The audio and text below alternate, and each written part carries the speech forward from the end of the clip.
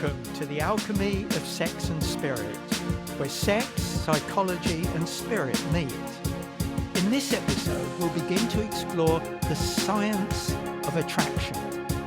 And stay until the end for this episode's magical practice. It might just change everything. What's the vital ingredient needed in order to attract a relationship or to improve the quality of your relationship if you're already in one? Well, if you were to ask most people, they'd say that what's needed is money, technique, good looks, charm, the right dating website. But the scientific answer is magnetism. So what is personal magnetism, and can it be developed? Imagine a competition, perhaps a TV reality show, but one where the usual rules don't apply. The winner isn't the most talented, not the most good-looking, or the most impressive. The winner is simply the person the judges feel most drawn to. So the competition begins with 100 contestants. And through elimination, we arrive at the final 6. 3 men, 3 women. And now the competition finale begins. One man displays his strength, another his technical brilliance. One woman is dressed with extraordinary elegance, another in a way designed to command attention. In one way or another, most of the finalists are trying to be seen. But then there's one person sitting quietly in a chair, watching, at ease, not performing or competing, simply being. And this is the person who the judges can't take their attention away from, because this person isn't trying to be anything. They're at ease with themselves. Whether they win or lose changes nothing. And that's what makes them magnetic. Now, this might seem like a simple idea, but it goes directly against almost everything we've been taught about attraction. True attraction doesn't come from trying harder, being stronger, wealthier, or more beautiful. It comes from being magnetic. Love isn't drawn to performance. It's drawn by personal magnetism. Real, lasting attraction doesn't rely on effort, strategy, good looks, or chat-up lines. It comes from a magnetic influence that radiates when certain hidden connections are made within yourself. Of course, these days, much of what you'll hear about attraction suggests effort, becoming more confident, more appealing, more accomplished, more desirable.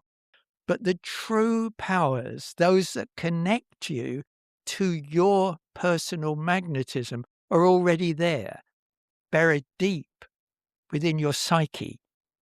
When you connect with them, hidden beneath your defenses, attractiveness emerges magically because magnetism's at work. So, this is an invitation to discover the source of your personal magnetism. This isn't going to be about techniques, but instead fundamental principles or universal laws.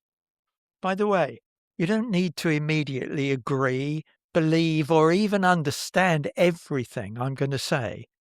These ideas, these universal principles, aren't commonly spoken about everywhere, and they simply can't be understood by everybody, because to investigate metaphysical science, we need to be able to rise above the ordinary way of thinking. We need higher perception. Our consciousness needs to expand so that we can think, feel, and act in a peculiar way, a way that connects us to our inner powers. The ordinary human being can't view life from above. They're like a rabbit caught in the headlights of an oncoming vehicle. Most people are instinctive, mechanical. Now, this may sound unusual, but in deeper psychological and spiritual traditions, it's understood that most of us are not fully conscious of ourselves. You see, most people approach attracting a relationship the same way they approach any ordinary problem. They try harder, become more analytical.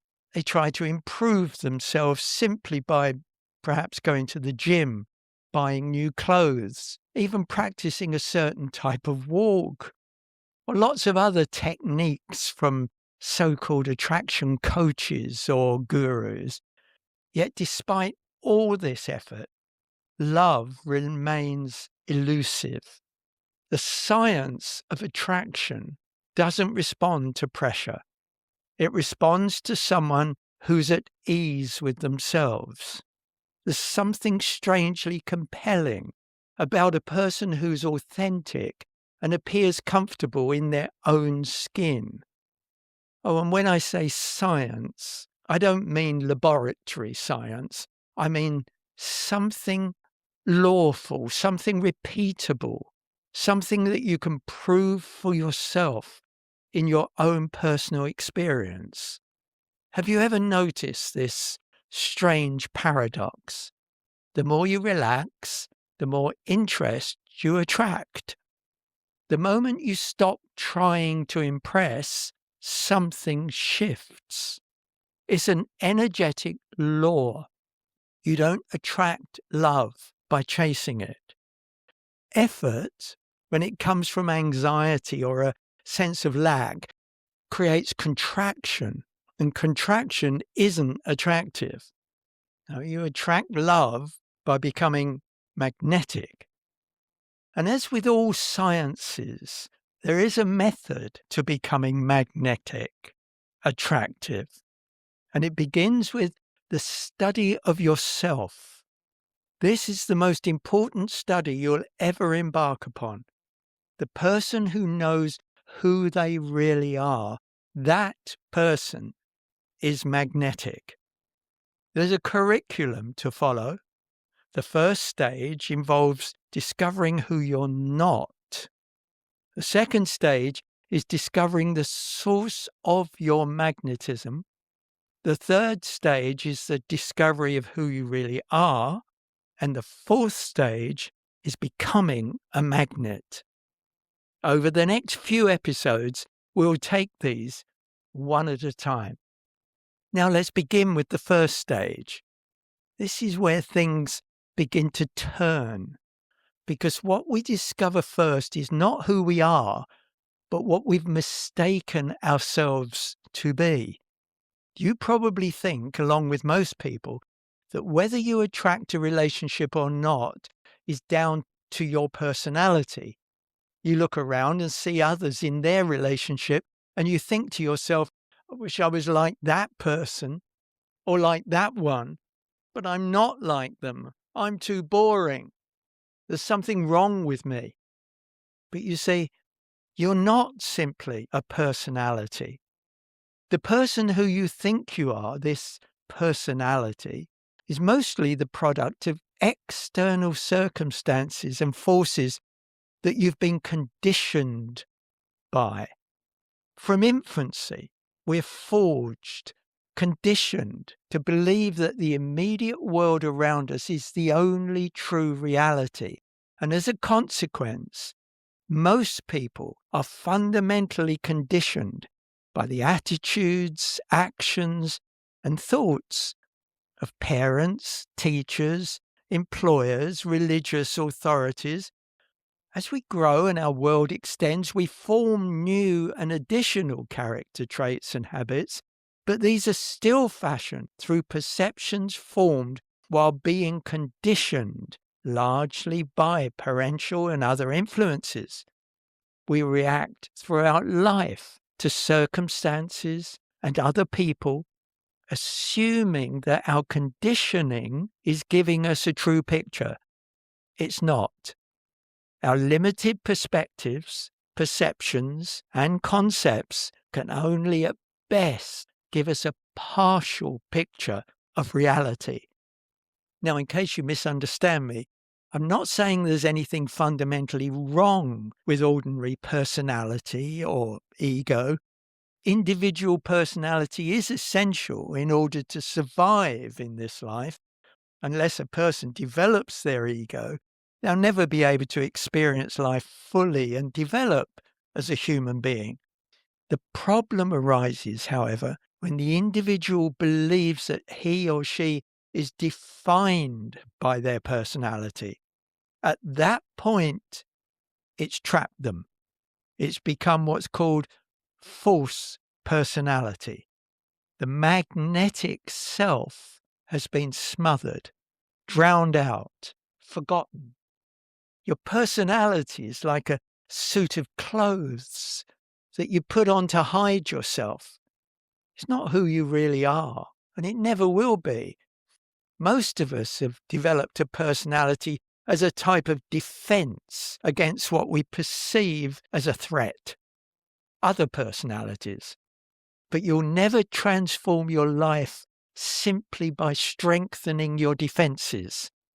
In order to attract a new environment, including attracting other people, you must change your inner life.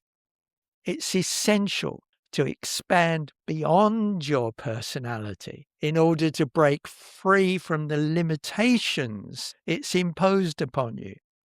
It's commonly thought that we can't change our habits and character traits, even those that are the cause of our pain and misery. But this thought's erroneous. We aren't condemned to be limited to our conditioning and to the fortune or misfortune that life seems to have handed to us. So the question arises, how is it possible to break free from the limitations of our conditioned personality? The science of attraction 4-stage method doesn't require any particular belief. In fact, healthy skepticism and the willingness to question everything is helpful. Doesn't require a person to give up their work or family, nor do they need to go to church or temple. You only need to keep an open mind. Follow this series and the recommended practices, and you'll break free from the limitations of false personality. And you'll begin to experience becoming increasingly peaceful, calm, happy, and attractive. You'll find your magnetic self. Magical practice. Find a place and an opportunity where you can be quiet and undisturbed for 5 minutes or so. Sit in a comfortable chair or lay on the floor or bed. When you're ready, gently allow your body to become still. Let your breathing settle. And for a moment, just notice how often your mind wants to tell you who you are, what you should be, what you haven't yet become, what you need to improve or fix or improve. Just notice that. And now, very gently, let all of that fall into the background. No need to fight it. No need to analyze it. Just let it pass like a distant noise. And then bring your attention to something very simple. The fact that you're here. Not your story, not your past, not your personality, just this simple sense of being. And from that place, quietly, inwardly, allow these words to arise. I am who I am. Not as a statement to convince yourself, but as something to rest into. Repeat silently again. I am who I am. Nothing to add, nothing to remove, nothing to perform. Just this. Now silently repeat. I am. I am. I am. And stay with that truth, that repetition, for a few minutes, repeating to yourself silently, I am. I am. I am. And notice, even if only for a moment, what happens when you stop trying to be someone and simply allow yourself to be. This is the beginning of real magnetism. If something in this episode has resonated with you, you're very welcome to continue this journey with me. You'll find further teachings, practices, and resources through the David Brown Alchemy.